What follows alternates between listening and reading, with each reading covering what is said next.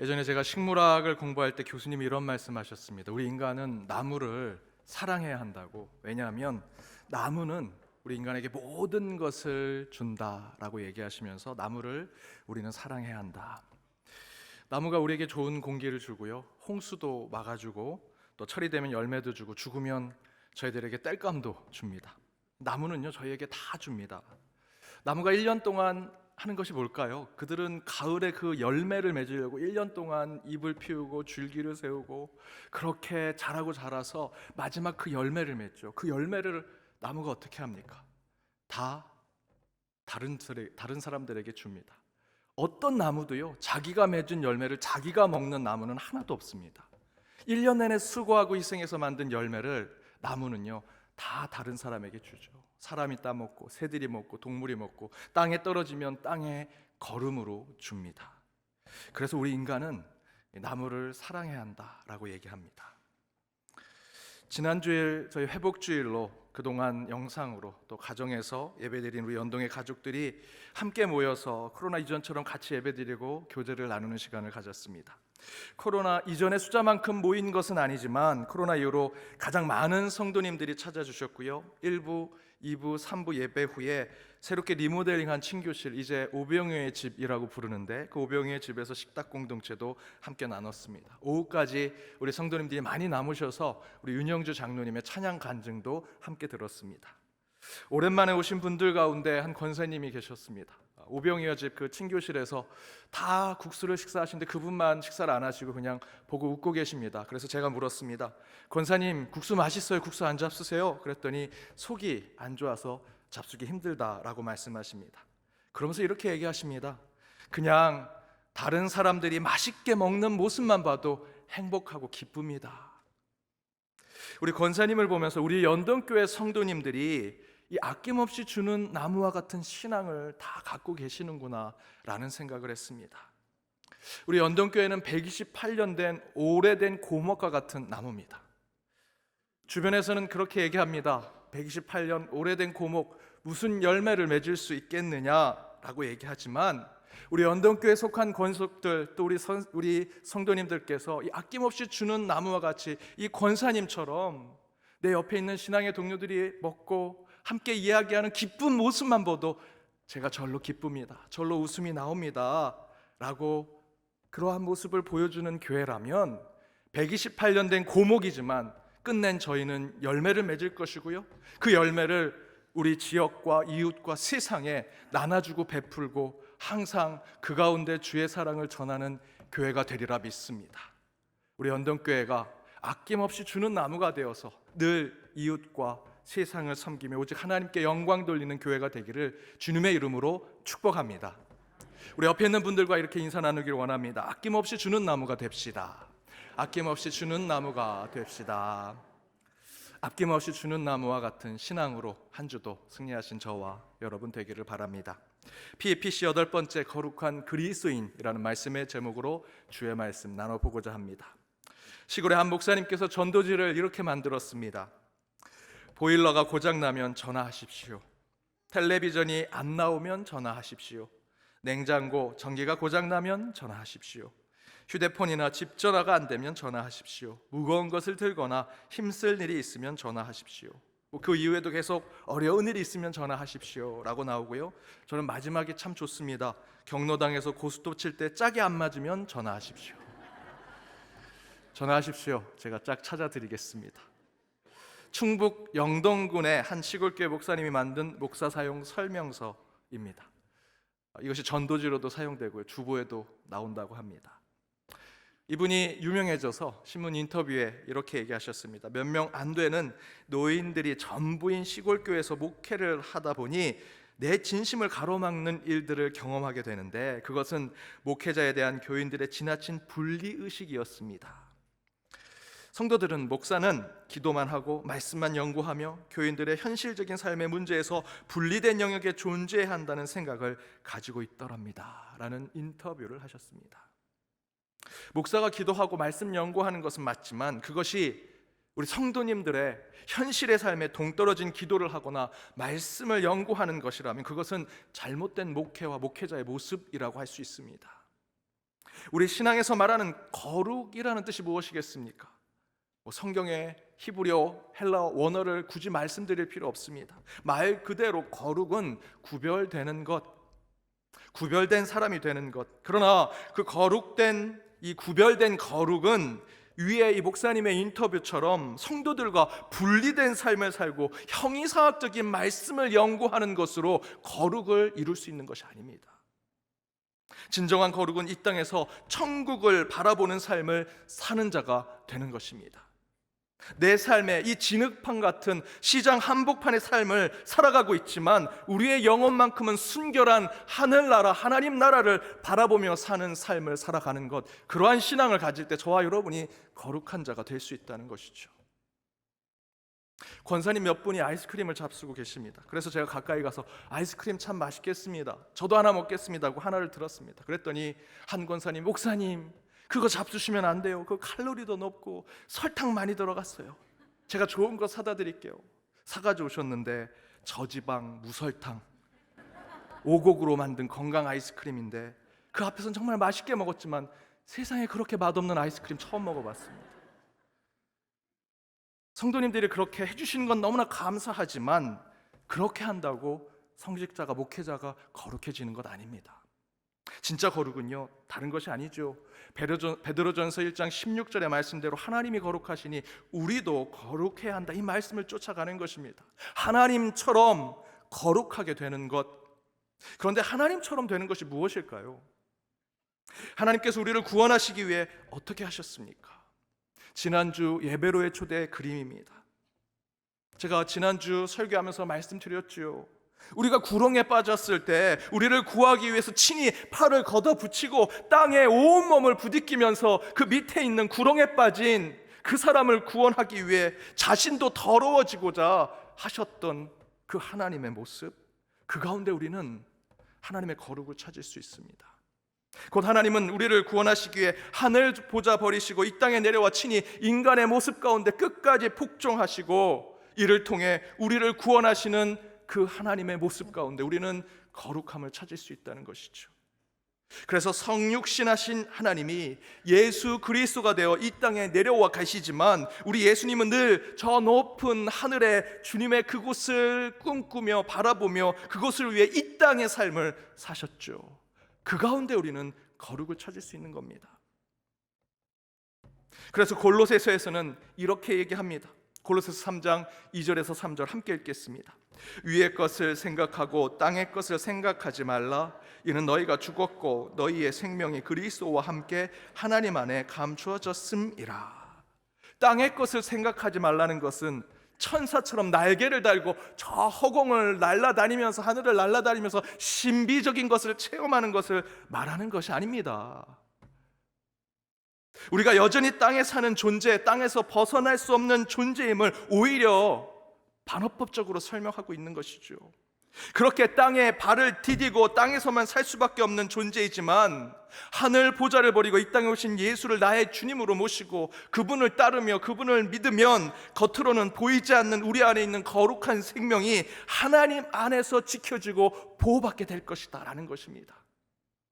오늘 골로새서의 본문대로 그리스도인이 누구냐, 이 말씀의 조명에서 그것을 정의한다면 거룩한 그리스도인은 이 땅에서 살고 있지만, 이 시장 한복판 같은, 이 진흙판 같은 이 땅에서 살고 있지만 하늘 보좌를 버리고 이 땅에 오신 예수님을 구원자로 고백하여 우리의 영원한 생명이 저 하늘 하나님 안에 숨겨져 있음을 알고 살아가는 자들, 그것이 거룩한 그리스도인이다라는 것입니다. 쉽게 말씀드리면 이 땅에 저와 여러분이 발을 디디고 살지만 저와 여러분은 저 하늘 바라보며 꿈꾸며 살아가는 자들, 이게 거룩한 그리스도인이라는 것이죠. 왜냐하면 저와 여러분의 진정한 생명은요, 그 생명의 정수는 이 땅에 있지 않습니다. 그리스도와 함께 하나님 안에 감추어져 있기 때문입니다. 그래서 우리는 늘 내 생명의 정수가 있는 저 하늘의 하나님을 바라보며 살아야죠. 이번 예배로 초대 그림입니다. 지금 이 서 있는 사람이 저처럼 이렇게 거룩해 보이는 가운을 입고 있지 않습니다. 성경을 들고 있는 것도 아니지요. 직분이 거룩한 자라고 표시되어 있지도 않습니다. 그저 평범한 사람이 땅에 발을 디디고 서서 저 높은 하늘을 바라보며 우리의 숨겨진 생명이 하나님께 있음을 늘 생각하고 기도하고 묵상하며 이 땅에 사는 삶의 모습을 보여주고 있죠. 바로 이 자 가운데 거룩함이 있는 것입니다. 그렇다면 땅에 발을 디디고 살지만 우리의 영혼, 우리의 얼굴을 향해 하늘을 향해 들고 더욱 천국을 소망하며 사는 거룩한 그리스도인의 삶은 도대체 어떤 삶일까? 그 첫 번째는 기도한 대로 살아가는 그리스도인이 되는 것입니다. 기도한 대로 살아가는 자가 되어야 한다.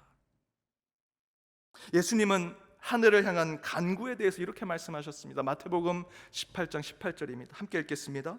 진실로 너희에게 이르노니 무엇이든지 너희가 땅에서 매면 하늘에서도 매일 것이요 무엇이든지 땅에서 풀면 하늘에서도 풀리리라. 땅에서 매이면 하늘에서도 매이고 땅에서 풀리면 하늘에서도 풀릴 것이다. 유진 피터스 목사님의 메시지 성경에는 이렇게 나와 있습니다. 땅에서 예스라고 하면 하늘에서도 예스라는 말을 듣게 될 것이요 땅에서 노라고 말하면 하늘에서도 노라고 말하는 것을 듣게 될 것이다. 곧 땅에서의 기도대로 하늘의 응답이 있다라는 것이죠. 여기서 기도는 중언부언하는 그런 기도의 내용에 우리가 기도하는 그 내용에 예스라고 해서 하늘에서 예스 해준다라는 것이 아닙니다. 이 땅에 살아가는 기도자의 삶이 하늘을 향한 기도의 내용과 동일한 일치된 균형된 삶을 살아갈 때 그 하늘의 기도의 응답이 있는 것입니다. 저와 여러분의 기도가 우리의 삶 가운데 드러나고 책임 있는 그 삶을 살아갈 때 이 땅에서 매인 것 하늘에서도 매이고 이 땅에서 풀린 것 하늘에서도 풀릴 것이다. 이처럼 거룩한 그리스도인은요 기도와 우리의 삶이 일치하는 삶을 살아가는 자를 말합니다. 과거에 경기도 광주의 한 기도원에서 구국 기도회를 했습니다. 나라와 민족 통일을 위한 기도회였습니다. 수많은 사람들이 와서 눈물로 가슴을 치며 옷을 찢어가며 기도하는 구국 기도회였습니다. 그런데 기도회가 끝나고 나오는 사람들이 버스를 타려고 아주 한 30-40년 전 과거의 이야기입니다. 버스를 타려고 읍내로 내려가는 길에 그 기도원과 버스 정류장 사이에 오이밭과 참외밭이 있었습니다.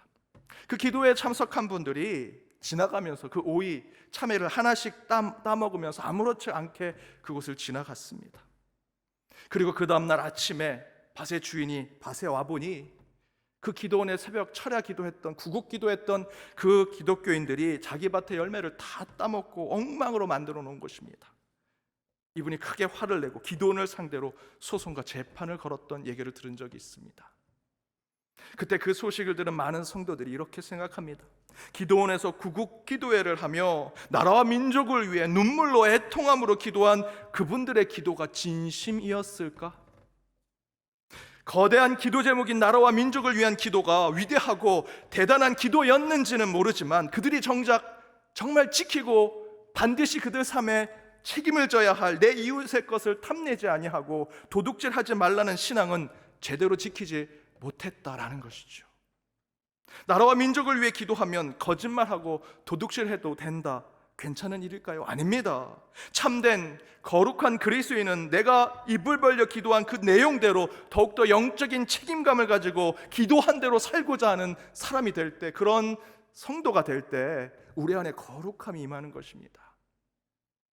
이 땅에 발을 디디고 살면서 기도한 것들이 하늘에 응답되기를 바란다면 우리는 이 땅에서 기도한 내용을 지키고 보수하며 그에 걸맞는 삶과 신앙을 살아갈 때 그 신앙 속에 거룩한 그리스도인의 모습이 나타난다는 것이죠.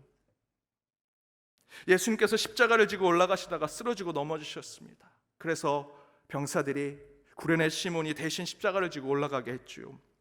그때 백성들과 여자들이 가슴을 치고 슬피 울며 예수님을 쫓아갑니다.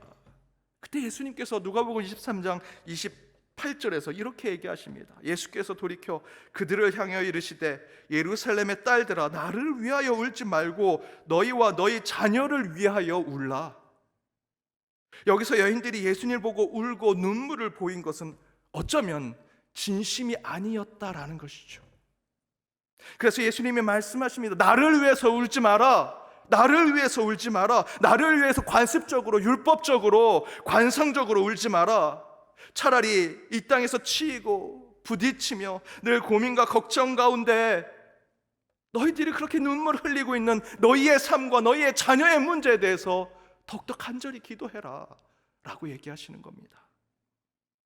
진짜 필요한 기도, 진짜 기도해야 할 간구, 우리 가슴에 꽉 채워져 있는 돌멩이가 얹혀져 있는 우리의 삶의 이 땅의 문제들, 걱정, 근심들, 그걸 가지고 진심으로 눈물을 흘리며 기도해라.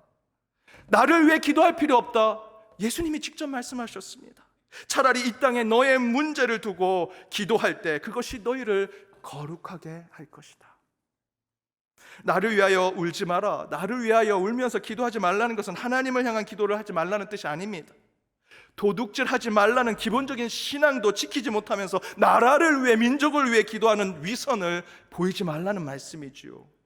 이 땅에 내 자녀, 내 가족, 내 이웃을 위해서도 제대로 하지 못하면서 기도할 때마다 습관적으로, 율법적으로, 관성적으로 울면서 기도하는 모습 보이지 말라. 가족에게도 제대로 하지 못하면서 교회만 오면 눈물 흘리고 기도하는 것, 우리 주님이 원하시는 기도가 아닙니다. 이 땅의 문제에 진심과 절실함으로 기도할 때 이 땅에 매인 것 하늘에서도 매이고 이 땅에 풀릴 것 하늘에서도 풀리게 될 것이다. 사랑하는 여러분, 저와 여러분이 거룩한 그리스도인이 되고자 한다면 쉬지 않고 기도하는 자들이 되어야 합니다. 그러나 그 기도가 가식과 위선이 되어서는 안 됩니다. 반드시 그 기도는 우리의 삶을 책임지는 모습이 나타나야 합니다. 이 땅에서 기도한 대로 여러분 사셔야 하고요, 이 땅에 기도한 만큼 하늘을 향해 부끄러움 없는 신앙의 삶을 살아갈 때 저와 여러분은 거룩한 그리스도인이 될 수 있습니다. 그렇게 이 땅에서 기도한 대로 살아 하늘에서도 인정받는 거룩한 그리스도인이 되시길 주님의 이름으로 축복합니다. 두 번째는 부드러운 그리스도인이 되어야 한다는 것입니다. 부드러운 그리스도인이 되는 것, 다른 말로 얘기하면 친절한 성도가 되자. 골로새서 3장에서 그리스도 안에서 거룩한 세 사람의 삶을 이렇게 얘기하죠. 위의 것을 생각하고 땅의 것을 생각하지 말라. 그런데 바울은 그 거룩한 세 사람이 되는 것을 좀 더 구체적으로 설명하면서 8절에서 10절에 이렇게 얘기합니다. 길지만 함께 읽어보겠습니다. 이제는 너희가 이 모든 것을 벗어버리라. 곧 분함과 노여움과 악의와 비방과 너희 입에 부끄러운 말이라. 너희가 서로 거짓말을 하지 말라. 옛사람과 그 행위를 벗어버리고 새 사람을 입었으니 이는 자기를 창조하신 이의 형상을 따라 지식에까지 새롭게 하심을 입은 자니라. 이 말씀에서 땅의 것이 아니라 하늘의 것을 생각하는 거룩한 그리스도인은 저 높은 하늘의 것, 형이상학적이고 천사들이 말하는 것들, 세상의 철학, 세상의 높은 학문의 이론들로 나오는 것들을 말한 것이 거룩한 자가 되는 것이다 라고 얘기하지 않습니다. 대신에 바울은 이렇게 얘기하죠. 분함, 노여움, 악의, 비방, 너의 입에 그 부끄러운 말, 저와 여러분이 우리 일상의 삶 가운데 저지르고 있는 이 땅의 우리의 삶의 상황 가운데 벌어지고 있는 우리의 실수와 문제와 잘못들, 그것들 버리고 회개할 때 우리 가운데 거룩함이 찾아올 수 있다 얘기합니다. 그러면서 바울은 10절에서 이제 새 사람을 입어야 한다, 새롭게 하심을 입어야 한다라고 말씀하죠. 그렇게 새 사람, 새롭게 함을 입는 거룩하고 사랑받는 자가 되는 것이 무엇인가? 바울은 12절에서 14절에 이렇게 얘기합니다. 함께 읽겠습니다. 그러므로 너희는 하나님이 택하사 거룩하고 사랑받는 자처럼 긍휼과 자비와 겸손과 온유와 오래 참음을 옷 입고 누가 누구에게 불만이 있거든 서로 용납하여 피차 용서하되 주께서 너희를 용서하신 것 같이 너희도 그리하고 이 모든 것 위에 사랑을 더하라. 이는 온전하게 매는 띠니라. 다시 말씀드리면 거룩한 그리스도인이 되는 것은 철학을 통해 우주의 진리를 깨닫는 것이 아니고요, 학문 사상을 통해 세상의 이치를 깨닫는 것도 아니다라는 것입니다. 형이상학적인 이야기를 이곳에서 막 저희들을 퍼붓고 함께 나누는 것으로 신비적인 세상을 깨닫는 것이 거룩한 자가 되는 것이 아니라 바로 지금 나온 이 말씀대로 긍휼과 자비와 겸손과 온유와 오래 참음의 옷을 입고 주님처럼 서로 용납하고 용서하는 삶을 살 때 저와 여러분과 같은 그리스도인들은 거룩한 그리스도인이 될 수 있다라고 말씀해 주고 있습니다. 저는 그런 삶을 부드러운 그리스도인, 친절한 그리스도인이 되는 것이라 말씀드리고 싶습니다. 그런 부드럽고 친절하고 선한 그리스도인이 될 때 우리는 거룩한 그리스도인이 되는 것이죠. 제가 부교육자 때 모셨던 목사님은 매우 엄격하시고 굉장히 무서운 분이셨습니다. 때로는 우리 부교육자들에게 모진말로 혼내시고 마음이 상할 정도로 훈계를 하셨습니다. 그런 얘기를 들을 때마다 우리 부목사들끼리 같이 모여서 이런 얘기를 했습니다. 저렇게 무섭고 불같으신데 어떻게 교회가 이렇게 부흥했을까? 그 이유는 나중에 깨달았습니다. 이분이 부교육자들은 혹독하게 훈련을 시키십니다. 그 이유는 이분의 생각은 부교육자들은 이 영적 전쟁 가운데 장교와 같은 자들이다. 앞에서 소대장처럼 이 성도들을 이끌고 나가야 되는데 그 사단과 맞서 싸우려면 늘 긴장하고 준비하고 있어야 되기 때문에 부교육자들은 혹독하게 훈련을 시킵니다. 대신에 성도들에겐 굉장히 부드러우십니다. 친절하십니다. 하루는 부목사들이 집합이 됐습니다. 그 목사님 앞에서 한 사람 한 사람 계속 꾸중을 듣고 혼이 납니다. 그런데 중간에 전화가 왔습니다. 한 권사님이 전화를 하셨습니다. 담임 목사님이 저희가 막 훈계를 하고 계시는데 전화를 받으셨습니다. 방금 전에는 사자와 같은 목소리로 저희를 혼내셨는데 그 전화를 받으시면서 순한 양이 되셨습니다. 여보세요 권사님, 할렐루야. 막 저에게는 막 쏟아붓고 화를 내셨는데 그렇게 전화하시면서 빨리 나가라고. 제가 유학할 때 이 목사님께서 많은 것 도와주셨는데 마지막 찾아뵐 때 몇 가지 권면을 주셨는데 이런 말씀하셨습니다. 목회자는 외유내강해야 한다. 안으로는 강해야 되지만 밖으로는 부드러운 자가 되어야 한다. 여러분, 이거는 목회자만이 가져야 될 모습이 아닙니다. 그리스도인이라면 외유내강하는 모습을 가지셔야 합니다.